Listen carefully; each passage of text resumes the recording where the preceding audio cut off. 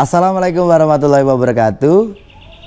Selamat datang di Upah Manik Hijau, channel yang konsisten membahas tentang rawatan murai batu dan informasi tentang dunia burung. Teman-teman, di video kali ini saya ingin membahas tentang permasalahan burung murai batu yang saat dilombakan itu sering ngetips atau ngeruji. Sedangkan di sini teman-teman merasa sudah melakukan banyak hal, seperti mana perubahan settingan, penurunan settingan, memperbanyak mandi. Namun ini ternyata tidak menuntaskan atau menyelesaikan permasalahan ini. Teman-teman, sebelum kita memutuskan apakah burung murai batu kita main ruji itu dikarenakan over emosi atau tidak, kita lihatlah. Jangan hanya sebatas ngetip aja teman-teman langsung mengatakan oh burung saya over emosi dan langsung menurunkan settingannya atau ngedropkan burung, itulah istilahnya seperti itu ya teman-teman.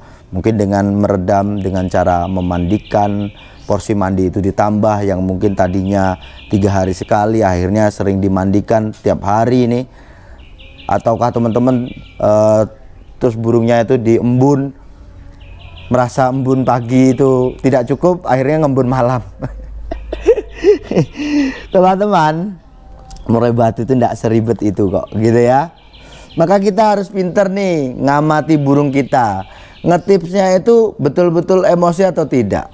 Nah teman-teman, di saat burung murai batu kita dia main ngetip, main lagi enak ngetip gitu ya, setiap mau nembak nih mungkin ya, atau nekan, mau nekan itu dia ada ngetip. Dan ngetip itu atau ngeruji itu terhitung tuh detik teman-teman ya. Ya ngetip itu ya, dia nggak main diruji, intinya seperti itu. Atau dia tidak memojok ke samping sampai dia itu ngerayu atau nekan gitu ya teman-teman ya, hanya sebatas ngetip. Teman-teman, maka saya katakan pada teman-teman, untuk menuntaskan permasalahan burung murai batu tuh bukan hanya sebatas kita pikirkan tentang settingan ya, tapi ada hal lain dari itu teman-teman ya, seperti mana pemilihan sangkar yang tepat dan juga tangkringan. Karena apa? Sangkar yang terlalu besar itu juga menyebabkan burung itu cenderung gampang ngetip teman-teman. Ya, kayak cari apa ya, cari napas lah dia ya, hat gitu ya, mana stuck gitu ya. Nah itu biasanya burung-burung seperti itu karena sangkarnya terlalu besar, atau juga karena tangkringannya yang tidak cocok. Nah sekarang kalau kita bicara tentang sangkar, teman-teman, sangkar yang paling umum dipilih oleh teman-teman yang memelihara burung murai batu, ini pemain-pemain tuh rata-rata menggunakan sangkar yang paling umum tuh nomor 2 dengan diameter 58. Maka banyak di pasaran itu harga sangkar nomor 2 itu lebih mahal ketimbang nomor 1. Nomor 1 itu 60 ya, diameter 60 teman-teman. Jarang orang beli yang nomor 1 nih. Cuma kalau dia itu mungkin baru memelihara burung murai batu, cenderung nih ya, kalau saat mau beli di kios, tanya nih, Mas sangkar murai batu ada? Ada. Ini berapa? Ini harganya sekian, taruhlah 500. Yang ini berapa Mas? 550. Loh, mereknya sama kok, besar itu malah itu cenderung murah Mas. Kenapa dia murah? Nah itu dia teman-teman ya. Jadi karena masih pemula mungkin, wah ini besar, murah, ya ini aja, orang mereknya sama.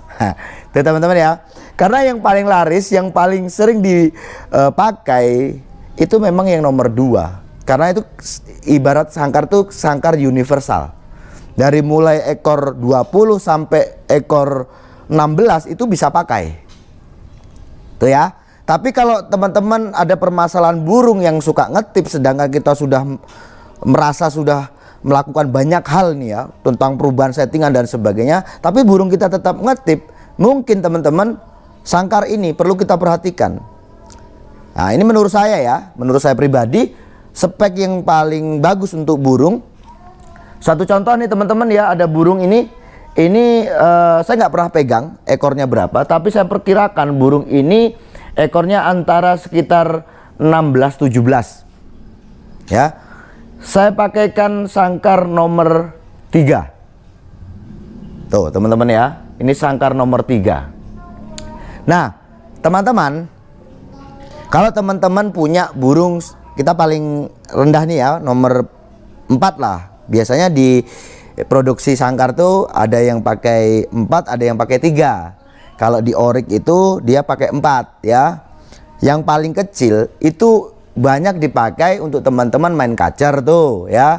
Ada juga yang pakai sangkar itu untuk murai, biasanya untuk pemain yang dia main di kelas murai batu gembung atau Borneo. Itu cocok tuh pakai yang nomor 4 tuh. Ya, dia tidak terlalu besar dan pas dengan ukuran ekornya. Nah, kalau untuk ukuran di atas taruhlah 15 sampai 17 ya, itu yang nomor 3 itu sudah cukup teman-teman. Ya. Nah, nanti kalau ukuran sekitar 17, 18, 19, nah, teman-teman silahkan nanti pakai yang nomor 2. Itu untuk ukuran 17 sampai 20 dia bisa pakai. Ya. Nah, kalau yang untuk nomor 1 itu biasanya yang di atas 21 ke atas teman-teman, itu pakai nomor 1. Nah, teman-teman sekarang burungnya itu perkirakan aja ekornya panjangnya berapa senti. Ya, kalau aku lihat ya di produksi sangkar nih, karena aku sering pakai produknya Oryx, memang yang paling enak itu pakai yang nomor 3 sama nomor 2 teman-teman. Ya, kalau nomor 3 itu saya katakan tadi ya, nomor 3 ini untuk burung ukuran 16 sampai 17 itu oke dan pantas itu dilihat. Ya, nggak terlalu gede dan pantas gitu loh ya. Dan saya amati, dan ini pengalaman saya juga, memang kalau sangkar itu tidak terlalu besar, burung itu juga nampil nanti lebih nagen. Gitu ya. Jadi kalau nomor 3 itu untuk 17, 18 itu udah bisa pakai lah ya nomor 3. Nah, untuk nomor 2 itu teman-teman nanti sekitar 18 sampai 20 itu bisa pakai juga di nomor 2 ya, dengan ukuran 58. Jadi kayak gini, ukurannya gini teman-teman ya. 60, 58, 55, terus 52 atau 50, biasanya seperti itu ukuran di sangkar itu teman-teman ya, yang setahu saya nih. Jadi kalau di produk-produk sangkar itu ada yang pakai 3 ukuran, ada yang pakai 4 ukuran. Dan sebenarnya ukuran itu sama. Hanya saja yang mungkin yang pakai 3 itu yang nomor 4-nya itu tidak ada ya. Biasanya memang yang kurang laku di pasaran itu yang nomor 4 sama nomor 1 teman-teman. Yang paling laku ya antara nomor 2 dan nomor 3. Nah, gitu ya. Tuh teman-teman. Jadi teman-teman nanti yang mempunyai kasus burung murai batu yang diatasi, entah tuh dia proses lah, tapi kok nggak selesai-selesai nih, sampai-sampai teman-teman berusaha untuk, karena teman-teman tuh memperkirakan ini burung over emosi, teman-teman kan redam itu ya dengan cara ya itu tadi, mandi malam lah, yang ngembun malam lah ya. Ternyata aslinya bukan itu ya. Ya memang mungkin dia nggak ngetip, tapi nggak ngetipnya di sini karena apa? Karena burung kondisinya turun dan mungkin saja burung itu drop bilahinya gitu teman-teman ya, akhirnya burung tidak nekan. Nah, untuk burung-burung yang top perform, coba deh nanti teman-teman amati ya, dia ngetipnya itu seperti apa. Kalau dia ngetipnya sampai dia ngering teman-teman ya, ngetip ngering ada berapa detik gitu ya, itu bisa diartikan itu memang dia over emosi. Tapi kalau hanya ngeban ya bahasanya ya, ngetip gitu ya, stick main lagi enak, atau dia ngeban jatuh langsung nembak, ngeban jatuh nembak, itu bisa dikatakan burung itu kalau teman-teman udah proses ya, yang jelas proses dulu. Kalau udah merasa prosesnya tidak menyelesaikan ngetip ini tadi, coba teman-teman ganti sangkarnya. Kemungkinan sangkar yang kita pakai itu terlalu besar. Nah sekarang untuk ukuran atau jenis tangkringan yang kita pakai. Nah teman-teman, kalau teman-teman membeli burung jadi, alangkah baiknya tangkringan yang sebelumnya teman-teman minta saja. Itu untuk teman-teman tempatkan di tangkringan atas. Ya kan, teman-teman mungkin saat beli burung mantaunya di lomba nih. Wah, burungnya kerjanya bagus, aku suka nih dengan burung ini, kerjanya neken, kerjanya nagen, mainnya satu titik. Nah, tangkringan itu ya juga kita minta teman-teman kalau teman-teman beli burung itu. Karena kita udah pastikan burung itu kerja enak saat dia pakai tangkringan itu. Karena ada beberapa burung ya, saya katakan tidak semua burung bermasalah seperti ini. Cuma ada teman-teman burung yang bermasalah seperti ini. Jadi karena dia ganti tangkringan ini tadi, dia merasa tidak nyaman, akhirnya dia juga mainnya kurang nyaman. Sering turun ke bawah ya, ke tangkringan bawah, ke atas, turun ke bawah lagi, ke atas, main tangkringan lah. Itu bisa dikatakan ya, bisa diartikan dia tidak nyaman dengan tangkringan. Nah teman-teman, tangkringan yang kita pakai usahakan ya, kalau kita nggak melihat dia saat di lomba, usahakan kita perkirakan aja saat kita rawat dia di rumah. Ukurannya yang terpenting antara kuku dengan kuku tidak bertabrakan. Bukannya begini, kalau terlalu besar juga nggak enak, terlalu kecil juga akhirnya kuku tabrakan. Akhirnya nyantol-nyantol teman-teman, nanti dia mau gerak aja kadang-kadang, apalagi kalau kita pakai asem, kuku depan ini biasanya nyantol gitu ya.